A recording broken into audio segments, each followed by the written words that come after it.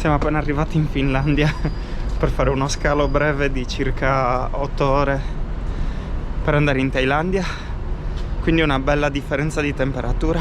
Siamo arrivati alle 6 del mattino e proviamo adesso a visitare in circa 2 ore la città di Helsinki, che è la capitale della Finlandia. Siamo appena arrivati alla stazione di Helsingfors. Adesso proviamo a fare un giro rapido.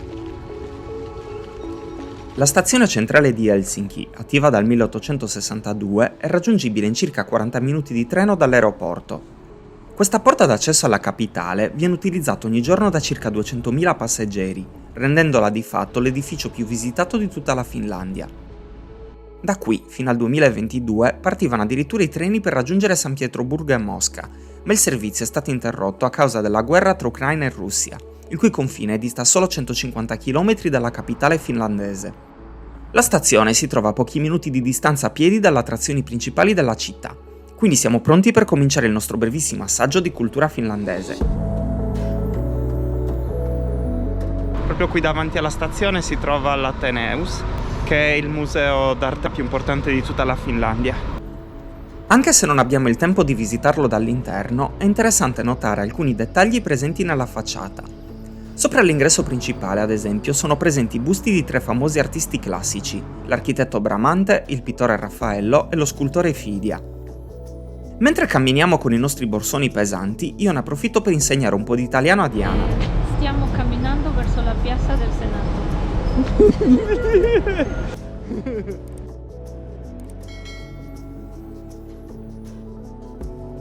Siamo arrivati a Senatintori, che è la piazza del Senato, è la piazza più importante di tutta Helsinki. Questo è il luogo simbolo dell'indipendenza finlandese ed è circondato da alcuni degli edifici più importanti della capitale. Quella che vedete alle mie spalle è la cattedrale di Tuomio-kirkko, che è la cattedrale luterana, quindi protestante, di Helsinki. Inaugurato nel 1852, questo maestoso edificio bianco con la sua cupola verde domina la piazza e la sua imponente scalinata è uno dei punti panoramici più fotografati di Helsinki.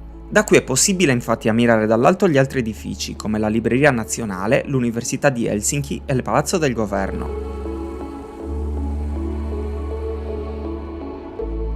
Questa è la statua del zar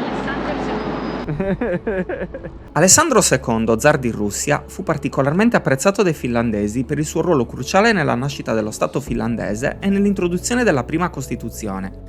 Il suo rispetto per la cultura locale, unito ad un approccio liberale e riformista, lo rese una figura profondamente stimata. Adesso stiamo camminando verso l'isola di Katajanokka, dove si trova la cattedrale di Uspenki, che a differenza della prima che era protestante, è invece una chiesa ortodossa. Quest'isola è collegata alla terraferma da dei ponti ed è molto interessante dal punto di vista storico-architettonico. Un tempo sede di un'importante base navale, Katajanokka oggi ospita numerosi edifici industriali riconvertiti a ristoranti e centri culturali.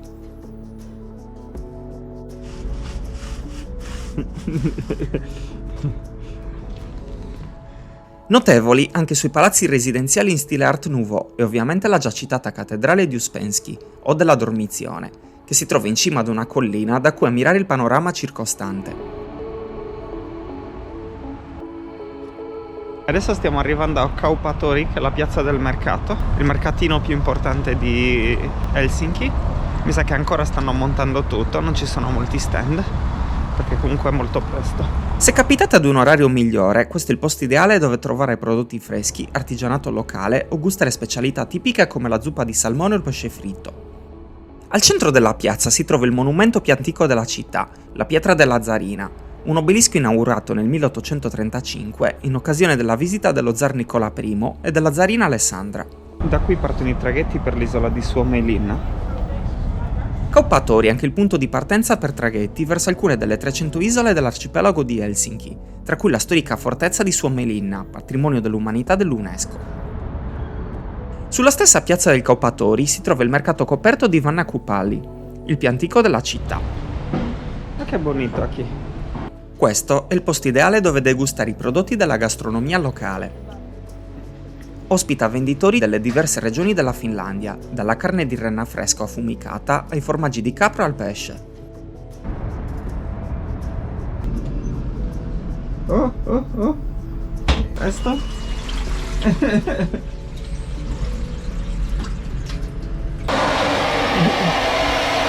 Noi però abbiamo il tempo contato e in circa 15 minuti raggiungiamo la Cappella di Campi, una piccola architettura minimalista in legno che ha la particolarità di essere insonorizzata all'interno. Il prezzo di 5 euro a persona però pare esagerato e noi preferiamo guardarla da fuori.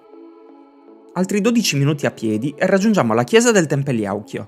Anche in questo caso il prezzo di 8 euro a persona pare abbastanza esagerato, ma decidiamo comunque di entrare. La chiesa è infatti una delle attrazioni più particolari di Helsinki e la sua fama è ben giustificata. Costruita negli anni 60 direttamente nella solida roccia granitica e sormontata da una grande cupola di rame, questa chiesa unisce un design architettonico straordinario a una forte connessione con la natura. Questi elementi creano un'atmosfera davvero suggestiva, tanto che il luogo è utilizzato anche per concerti grazie alla sua acustica straordinaria. Non è un caso che la chiesa attiri oltre 500.000 di visitatori ogni anno, richiamando turisti appassionati d'architettura da tutto il mondo. La Finlandia è anche il paese di Babbo Natale, quindi durante il vostro cammino non meravigliatevi di incontrare diversi negozi di souvenir dedicati a questo tema.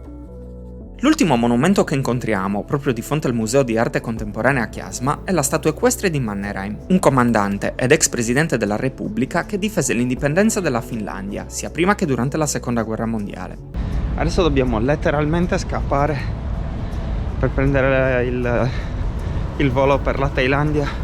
12 ore di volo, quindi passeremo dai 7 gradi che ci sono qui ai 40 gradi percepiti di Bangkok. Ciao, ciao, ciao.